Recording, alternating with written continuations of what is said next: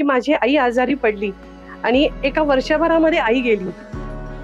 आई गेल्याचं दुःख मला एवढं झालं की त्याच्यानंतर आयुष्यामध्ये कुठलं दुःख किंवा संकट येऊ शकतं आपल्या वाटेला हा विश्वासच बसला नाही. काहीही होऊ द्या, आता काहीही आपण डगमगायचं नाही, कारण एवढं मोठं दुःख आपण झेललेलं होतं. तुम्ही घरातून बाहेर जाऊन करा काहीतरी. चूल आणि मूल हे तुमचं काम नाहीये. हे जरी काम तुम्ही सांभाळत असलात तरी पण तुमचं बाहेर जाऊन काहीतरी तुम्ही स्वतःला प्रूफ करून दाखवणं, जर तुमच्याकडे शिक्षण असेल तर तुम्ही स्वतःला प्रूफ करून दाखवणं खूप गरजेचं आहे.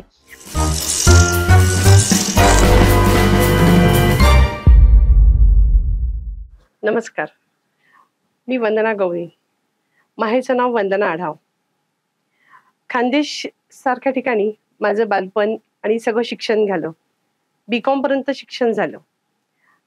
आई वडील रेल्वेमध्ये जॉबला होते. आईच्या संस्काराखाली लहानचं मोठं झालो. तिला संस्कार वर्ग, तिची बालवाडी ह्या सगळ्या गोष्टी बघत बघतच आम्ही मोठं झालो.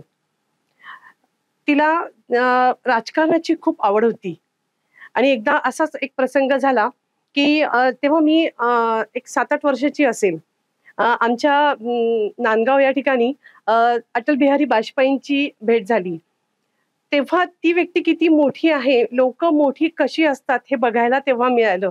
तेव्हा आई म्हणायची, "अगं, ते खूप मोठे आहेत." पण मला प्रश्न पडायचा, मोठे म्हणजे कसं? पण जेव्हा त्यांना मी भेटले, ते माझ्याशी बोलले, माझ्या डोक्यावरून जेव्हा त्यांनी हात फिरवला, तेव्हा कळलं की मोठी माणसं कशी असतात ती. आणि तेव्हापासूनच एक समाजकार्याचं म्हणा की काय की ते बीज मनामध्ये रोवलं गेलं. नंतर आम्ही भुसावळवरनं पुण्याला स्थायिक झालो. तेव्हा जेव्हा पुण्याला आलो आम्ही, तेव्हा जे बघितलं सगळ्या स्त्रिया, मुली सगळ्या जॉब करतात. तर तेव्हा असं वाटलं, अरे आपण सुद्धा एक काहीतरी नोकरी करावी. मग एक एक छानपैकी एक नोकरीला मी लागले. त्यानंतर एक म्हणतात ना, कुठलीही गोष्ट सहज सोपी नसते. सुख-दुःख ही माणसाच्या वाटेला नेहमी येतच असतात. तर त्याच्यामध्ये असं झालं, की माझी आई आजारी पडली आणि एका वर्षभरामध्ये आई गेली. आई गेल्याचं दुःख मला एवढं झालं, की त्याच्यानंतर आयुष्यामध्ये कुठलं दुःख किंवा संकट येऊ शकतं आपल्या वाटेला हा विश्वासच बसला नाही. काहीही होऊ द्या, आता काहीही आपण डगमगायचं नाही, कारण एवढं मोठं दुःख आपण झेललेलं होतं. वाईट तर खूपच वाटलं, पण त्याच्यातून वडिलांना पण साथ द्यायची होती. पुढे नंतर मग माझं लग्न झालं आणि लग्न झाल्यानंतर मला सासरची लोकं माझ्या नशिबाने मला खूप चांगली मिळाली. माझे सासू, सासरे, दीर, इकडे माहेरची मंडळी, काका, मावशी, माझ्या बहिणी, सगळी लोकं मला माझ्या नशिबाने मला फार चांगली मिळाली. असं म्हणतात ना, की माझं असं प्रामाणिकपणे म्हणणं आहे, की देव तुम्हाला कधीही भेटत नाही. पण देवाच्या रूपातली माणसं मला नक्कीच भेटली आणि याचा मला खरंच पदोपदी मला याचा अनुभव येत असतो. त्यानंतर मला एक मुलगी झाली, नाविन्या. आणि असं म्हणतात ना, आई-वडील आपल्या मुलांचे गुरु असतात. पण माझ्या मते माझ्या माझ्या बाबतीत उलटं झालं. माझी मुलगीच माझी गुरु ठरली. कारण जेव्हा ती बालभवनला जायला लागली ना, तेव्हा मी पण तिच्या सोबत जायची. तिला लांबून बघायचे. पण तेव्हा मला एकदा असा प्रसंग आला, की तुम्ही एखादी गोष्ट सांगा म्हणून. मला स्वतःला थोडीशी आवड होतीच. पण मी 20-25 मुलांना एक गोष्ट, गाणी, गोष्टी अशा घेतल्या. तर तेव्हाच मला त्यांनी ऑफर दिली, की तुम्ही इथे बालभवनमध्ये शिकवायला या. मला असं वाटतं तेव्हाच माझ्या करिअरचं बीज तेव्हा तिथे रुजलं गेलं. मला तिथे जॉब लागला आणि माझ्या लक्षात आलं, की नाही, अजून मुलांना काही-काही गोष्टी आपण द्यायला पाहिजेल आणि कुठेतरी आपल्याला इथे बंधन येतं आहे. मग मी स्वतःचं माझं बालभवन चालू केलं. पहिल्याच महिन्यामध्ये खूप छान रिस्पॉन्स मिळाला आणि मुलांसाठी कार्य करायला आता आपण सज्ज झालो आहोत. त्यांना नुसतं खेळवायचं नाही, त्यांना समाजकार्याची आवड, वेगवेगळ्या विषयांमध्ये त्यांना ज्ञान द्यायचं, हे मनाशी मात्र निश्चित केलं. आणि त्यानंतर सुरू झाला माझा खरा प्रवास. मग त्यामध्येच मला एक पुणे महानगरपालिकेने माझ्या या कार्याकडे बघून मला एक मोठी जागा दिली. आणि मग मी त्या जागेमध्ये बालभवन चालवायला सुरुवात केली. भरपूर मुलं माझ्या बालभवनला असायची. व्हॅनने मुलं यायची आणि मग नंतर असं वाटलं की अरे अजून आपल्याकडनं काम व्हायला पाहिजे. तर त्या दृष्टीने मी माझी स्वतःची संस्था स्थापन केली, मुक्तांगण सेवा संस्था. आणि त्या अंतर्गत मग महिलांसाठी, मुलांसाठी विविध उपक्रम चालू केले. असं वाटलं की त्यांना खूप गोष्टी देणं जरुरी आहे.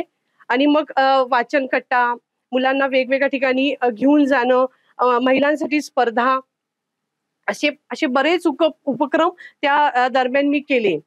आणि त्यामध्ये नंतर आणि हां, महत्त्वाची गोष्ट म्हणजे असं झालं की तेव्हाच त्सुनामी, असे पूरग्रस्त असे बरेच संकट भारतावरती यायला लागली. तर मला असं वाटलं नाही आपण त्याचा सुद्धा भाग असणं फार जरुरी आहे. माझ्या बालभवनच्या मुलांनी जवळपास काही किलोने धान्य गोळा करून सकाळ रिलीफ फंडाला दिलं. तेव्हा त्यांना सकाळच्या अधिकाऱ्यांनी सुद्धा याची हे केली की कुठून येतोय एवढा सगळा सामान हे? तेव्हा त्यांना कळलं की एक छोट्या बालभवनची मुलं, छोटी-छोटी मुलं हे काम करताय. तेव्हा त्यांनी सुद्धा त्यांच्या पेपरमध्ये मोठ्या हेडिंगमध्ये लहान मुलांची, चिमुकल्यांची मदत असं त्यांनी मोठं नाव म्हणजे पेपरमध्ये बातमी दिली. तेव्हा असं वाटलं की आणि नेहमी मी मुलांना ना वामनराव पैंची जी प्रार्थना आहे, ती रोज मुलांकडनं म्हणून घ्यायची, की त्यांना ही जाणीव झाली पाहिजे, की आपण आपल्यासाठीच प्रार्थना नाही करायची, तर ही आपण दुसऱ्यांकरता सुद्धा करायची असते. रोज त्यांच्याकडनं ती प्रार्थना म्हणून घ्यायची. आणि असा छान प्रवास चालू होता. पण मला जेव्हा दुसरी मुलगी झाली, तेव्हा असं वाटलं, की कुठेतरी आपण थोडंसं कधी-कधी आपल्या जेव्हा आपल्याला आपल्या घराला आपली गरज असते, तेव्हा सुद्धा आपण थोडंसं मागे यायला पाहिजे. अशा दृष्टीने मी सुद्धा मग तो निर्णय घेतला. मी माझं बालभवन एवढं मोठ्या प्रमाणात चालू असलेलं बालभवन मला बंद करावं लागलं. अक्षरशः पालकांच्या डोळ्यातून अश्रू आले. पण माझ्याकरता तो खूप माझा मोठा नाईलाज होता. कारण माझ्या लहान मुलीकरता मला तो निर्णय घ्यायचा होता. मग मी 2 वर्ष तिला होऊ दिले. 2 वर्षानंतर मात्र मग मी माझी स्वतःची स्कूल चालू केली. आणि त्याच्यामध्ये मला एक माझी पार्टनर संध्या जाधव आणि अजून एक मला एक ज्योती पवार, अशा दोघी मैत्रिणी त्यांचं मला खूप सहकार्य मिळालं. त्याच्याशिवाय स्कूल चालू होणं शक्यच नव्हतं. त्यांच्या सहकार्याने आम्ही स्कूल चालू केली. प्रचंड रिस्पॉन्स मिळाला. पहिल्याच वर्षी इतका भरपूर रिस्पॉन्स मिळाला. तर तेव्हा असं वाटलं, की नुसतं मुलांना शिकवायचं आणि हा प्रकार करायचा नाही. त्यांना सुद्धा सामाजिकदृष्ट्या सर्वांगीण विकासासाठी त्यांच्यासाठी प्रयत्न करायचा. तर त्या दृष्टीने प्रयत्न माझे चालू झाले. आणि बोर्ड म्हणजे तसा विचार केला तर मी मराठी मीडियममधून शिक्षण झालेलं, पण सारखी स्कूल मी चालू केली, याचा मला अभिमान आहे. आणि आमच्या आजूबाजूच्या जेवढ्या स्कूल आहे, मोठ्या-मोठ्या स्कूल आहे, तिथे आमच्या स्मॉल वंडर्स प्ले स्कूलला आधी ॲडमिशन मिळते. कारण आमचं एज्युकेशन आणि मुलांचा बेस इतका पक्का तयार करून घेतो आम्ही, की मुलांना पुण्यातल्या कुठल्याही स्कूलमध्ये त्यांना सहज ॲडमिशन मिळते. असा छानपैकी प्रवास माझा चालू झाला. पण म्हणतात ना, कुठलीही गोष्ट साधी सोपी नसते. कोरोना आला. कोरोनामध्ये सगळंच अख्खं जग घरात बसलं. अख्खं जग थांबलं. तशी आमची स्कूल सुद्धा बंद झाली. वाईट वाटलं, पण परिस्थितीचा स्वीकार हे लहानपणापासूनच आईच्या संस्कारातून होतं, की जशी परिस्थिती येईल ना, तसं आपण त्या परिस्थितीप्रमाणे स्वतःला बदलत राहायचं. तेव्हा पण शांत बसण्याचा निर्णय घेतला, की ठीक आहे, आज ना उद्या कधीतरी काहीतरी चालू होईल. नंतर मग आता परत स्कूल सगळं शांत झालं, सगळं चालू झालं. मग स्वतःची स्कूल परत चालू केली. पण त्याचबरोबर डे केअर सुद्धा चालू केलं, की ज्या महिलांना शक्य नाही आहे मुलांना म्हणजे जॉब करणं, त्यांच्या पेरेंट्ससाठी डे केअर सुद्धा चालू झालं. आणि आता एक म्हणजे सांगायला मला अत्यंत आनंद होतो आहे, की आपला पुण्यामध्ये पहिला आपण उपक्रम चालू करतो आहोत, की आपण हेरिटेज वॉक फॉर चिल्ड्रन असा एक उपक्रम आपण चालू करतो आहोत, जो माझ्या मते पुण्यामध्ये प्रथमच आहे. तर त्याला सुद्धा आता काम मोठ्या प्रमाणात चालू झालं आहे. जोपर्यंत बुद्धी चालते, शरीर साथ देते, तोपर्यंत लहान मुलांसाठी बरेच उपक्रम करण्याचे डोक्यात आहे. बघू आता सगळ्यांच्या आशीर्वादाने ते पूर्ण होतील. तर मला एक पालकांना मला एक गोष्ट खूप सांगावीशी वाटते, की मुलांना फुलपाखरासारखं बागडू द्या. त्यांना त्यांना खेळू द्या, भरपूर त्यांना खेळू द्या, बागडू द्या. त्यांना आपण असं म्हणतो, की शिक्षण घेणं आणि त्याच्यामध्ये खूप व्यवस्थित तुम्हाला चांगले टक्के मिळायला पाहिजे, चांगले पर्सेंटेज 90% मुलाला पडलेच पाहिजे. हा जो तुमचा हट्ट असतो ना, तो हट्ट तुम्ही कुठेतरी विचार करा त्याच्याबद्दल. कारण कसं आहे मुलांना सगळ्याच गोष्टीची गरज असते. मुलांना खेळायची गरज असते. त्यांना एक तुम्ही खेळ द्या, जेणेकरून ते शारीरिकदृष्ट्या सक्षम होतील. त्यांना एक कला द्या, जेणेकरून त्यांना एक मानसिक सुदृढ होतील ते. ही गरज त्यांना खूप आहे. तुम्ही पर्सेंटेज जर 70% मी माझ्या मुलींच्या बाबतीत असंच केलं. त्यांना कधीही पर्सेंटेजच्या भानगडीत मी पाडलं नाही, की तुला एवढेच पडले पाहिजे. कारण जेव्हा तुम्ही खेळ करतात, तेव्हा 10% तुमचे ऑलरेडी मिळालेले असतात तुम्हाला. जेव्हा तुमची एखादी कला आत्मसात करतात, तेव्हा ऑलरेडी तुमची 10% अजूनही तुम्हाला मिळाली असतात. त्यामुळे ह्या याच्यामध्ये तुम्ही मुलांना खूप अडकवून ठेवू नका. हां, आणि तुम्ही त्यांना तुमची खूप गरज आहे. मला पेरेंट्स नेहमी विचारतात, "मॅडम आम्ही मुलांसाठी काय करू?" तेव्हा मी त्यांना नेहमी एकच वाक्य सांगते, की मुलांना तुम्ही तुमचा वेळ द्या. त्यांना तुमचा वेळ फार महत्वाचा आहे. वेळ म्हणजे काय? त्यांच्याशी गप्पा मारा, त्यांना विविध प्रश्न विचारा, त्यांना तुमच्या समस्या सांगा. कारण त्यांना खूप आनंद होतो, की आपण आपल्या घरातला कुणीतरी महत्वाचा भाग आहोत. आपल्याला खूप मान देते आहे. हे त्यांना मुलांना ना खूप मनाने सुदृढ करतं. माझे सासरे एस-टीमध्ये ऑफिसर होते. पण त्यांच्याकडे बघून असं वाटलं, की माझ्या वडिलांना पण सगळे नाना म्हणतात आणि माझ्या सासऱ्यांना सुद्धा नाना म्हणतात. मला त्यांच्याकडे बघून सुद्धा असं वाटलं, की नाही एक 60-65 वयाची व्यक्ती एवढं काही करू शकते, समाजासाठी एवढं करू शकते, तर आपणही त्यांच्या बरोबरीने आपण त्याची सून शोभून दिसायला पाहिजे. अशा दृष्टीने पण आपलं काम झालं पाहिजे. आणि त्याच्यानंतर जेव्हा सगळं काही शाळेचं काम हातात घेतलं, तर तेव्हा सगळ्यात साथ मिळाली ती माझ्या मिस्टरांची. त्यांनी कधीच कुठल्या गोष्टीला अडवलं नाही, की "तू याच्यामध्ये एवढी इन्व्हेस्टमेंट आहे, मग तुम्हाला यश मिळेल का?" ते फक्त म्हणत गेले, "तू कर. तू घरात बसू नको." माझे वडील पण तशाच विचारांचे होते, की तुम्ही घरातून बाहेर जाऊन करा काहीतरी. चूल आणि मूल हे तुमचं काम नाहीये. हे जरी काम तुम्ही सांभाळत असलात, तरी पण तुमचं बाहेर जाऊन काहीतरी तुम्ही स्वतःला प्रूव्ह करून दाखवणं. जर तुमच्याकडे शिक्षण असेल, तर तुम्ही स्वतःला प्रूव्ह करून दाखवणं खूप गरजेचं आहे. आणि त्या दृष्टीने माझा हा प्रवास सुरू झाला. पण तो काही तसा सहज सोपा नव्हता. कारण जेव्हा स्कूल काढण्याचं ठरवलं, तेव्हा त्याच्यामध्ये असंख्य अडथळे आले. म्हणजे स्कूल बंद करायचा विचार एवढा सुद्धा मनामध्ये आला. कारण आजूबाजूच्या लोकांचा विरोध त्या स्कूलला होता. पण त्यातूनही सगळ्याला एखादी गोष्ट करायची म्हटल्यानंतर कितीही अडचणी आल्या, तरी पण ती गोष्ट करायचीच हे मनामध्ये तर ठामच होतं आणि याच्यापुढे पण हा निर्धार माझा ठामच राहणार आहे. तर त्या दृष्टीने मी प्रचंड खंबीर होते. आणि मला एक आवर्जून महिलांना सांगावसं वाटेल, की जरी आपण आपली जबाबदारी घरामध्ये आपली जबाबदारी असतेच मुलांना सांभाळण्याची, कुटुंब चालवण्याची. पण त्यातूनही आपण स्वतःसाठी करणं काहीतरी फार जरुरी आहे. आणि मग ते तुम्ही घरामध्ये बसून पण तुम्ही काही उद्योग किंवा काहीही व्यवसाय करू शकतात. किंबहुना घरातून बाहेर पडून तुम्ही 2 तास जरी दिले, तरी माझ्या मते कुणी स्वतःला तुम्ही प्रूव्ह करू शकतात. कारण मी सुद्धा तसंच केलं. मला माहिती होतं, की माझ्यावर खूप बंधन आहे, माझ्यावर खूप जबाबदाऱ्या आहे. म्हणून मी 1 तास फक्त बाहेर देत होती. पण त्या 1 तासाचं वृक्ष एवढं मोठं होईल असं कधी वाटलं नव्हतं. तर तसं तुम्ही स्वतःला थोडा वेळ जरी तुम्ही स्वतःसाठी दिला, तरी पण तुम्हाला आयुष्याला जगताना तुम्हाला खूप समाधान वाटेल, की मी माझ्यासाठी काहीतरी करते आहे. कुटुंबाच्यासाठी ती जबाबदारी तर आपल्याकडनं सुटणारच नाही आहे. ती आपल्याला व्यवस्थित पार पाडायची आहे. मुलांना वेळ द्यायचा आहे. पण त्याच्याबरोबर स्वतःलाही वेळ देणं खूप जरुरी आहे. कारण हे मला म्हणजे माझ्या समोर जे माझा आदर्श होता, ती माझी आई होती.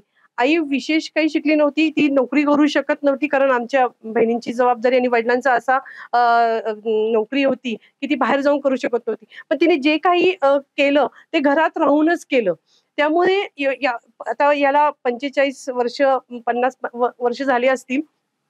पण ती एवढं त्या वयामध्ये ती एवढं कार्य करत होती. ते बघूनच असं वाटायला लागलं, की नाही आपला जन्म फक्त त्यासाठी चूल आणि मूलसाठी झालेला नाही आहोत.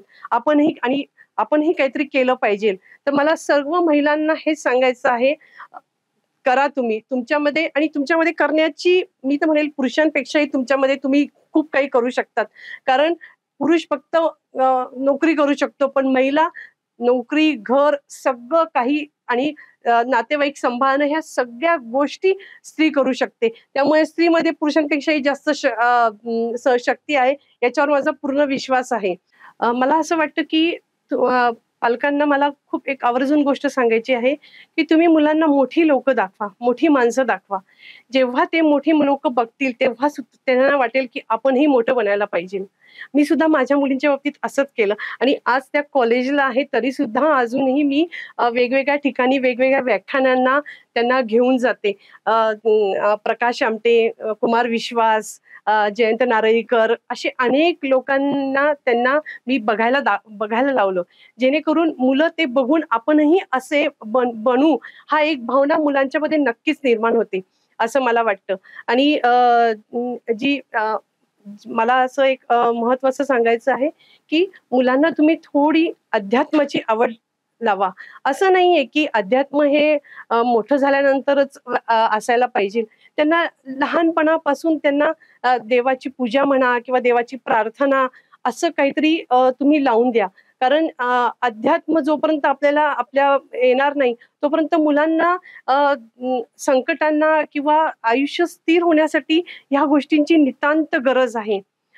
ती कृपया तुम्ही मुलांना त्याची एक आवड लावून टाका. कारण आम्ही जेव्हा लहान होतो तेव्हा आई आमची संस्कार वर्ग घ्यायची आणि संस्कार वर्गामध्ये आम्ही अथर्वशीर्ष, रामरक्षा, पसायदान हे सगळं म्हणायचो. त्यामुळे असं लहानपणापासूनच ती सुरुवात तशी झाल्यामुळे अजून सुद्धा ते संस्कार किंवा रात्री झोपताना अथर्वशीर्ष, सकाळी उठल्यानंतर पाणी पिताना सुद्धा आमचे वडील सगळ्या नद्यांची नावं घेऊन पाणी प्राशन करायचे. तर ह्या छोट्या-छोट्या गोष्टी मुलांना देणं फार गरजेचं आहे. कारण आजकालच्या मुलांना नैराश्य हे फार लवकर येतं. लवकर एखाद्या गोष्टीवरून ते नाराज होतात. पण त्यांना जीवनामध्ये जर त्यांना स्थैर्य हवं असेल किंवा जीवन स्थिर हवं असेल, तर त्यांना अध्यात्माची गोडी लागणं फार जरुरी आहे. आणि यासाठी माझा खूप प्रयत्न असणार आहे, की माझ्या आजूबाजूच्या मुलांना गोडी लागण्यासाठी मी स्वतः खूप प्रयत्नशील असणार आहे. ईश्वराच्या कृपेने माझं कार्य पूर्ण हो, ही माझी तुमच्याजवळ प्रार्थना आहे. आणि सांगायचा मुद्दा म्हणजे जेव्हा आई माझी गेली, तर तो जो माझ्यावर प्रचंड जो आघात झाला, कारण सगळं काही सर्वस्व माझी आई होती. तिने मला बऱ्याच गोष्टी शिकवल्या, संस्कार लावले आणि तिच्याकडे बघूनच ॲक्चुअली आयुष्यामध्ये कसं आपण कुठल्याही येणाऱ्या संकटांना आपण कसं सामोरं जायला पाहिजे, हे तिच्याकडे प्रत्येक गोष्ट पालकांनी सांगितलीच पाहिजे अशी काही जरुरी नसतं. आई-वडिलांकडे बघूनच आपण मोठे होत असतो. तसंच माझे वडील सुद्धा खूप सकारात्मक दृष्टीचे होते. ते नेहमी मला एक वाक्य नेहमी आम्हा बहिणींना सांगायचे, की "आत्ताचा क्षण आपला आहे. आनंदात जगून घ्या. पुढे माझ्याकडे खूप काही येईन आणि मी खूप आनंदी होईल. तुम्ही आशेवर राहू नका. तुम्ही आत्ताचा क्षण आनंद माना." आणि तेच आम्ही सगळ्या बहिणींनी केलं. आम्ही कुठल्याही परिस्थितीत आम्ही स्थिर असतो. म्हणजे आनंद हा छोट्या-छोट्या गोष्टींमध्ये सुद्धा आम्ही घेण्याचा प्रयत्न करत असतो.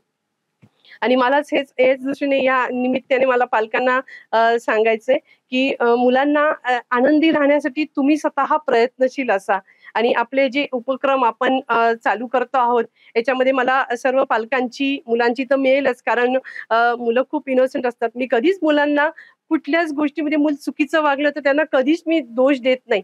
"अरे, मूल हे असं का वागतं?" ही सगळी जबाबदारी पालकांची आणि आपली आहे.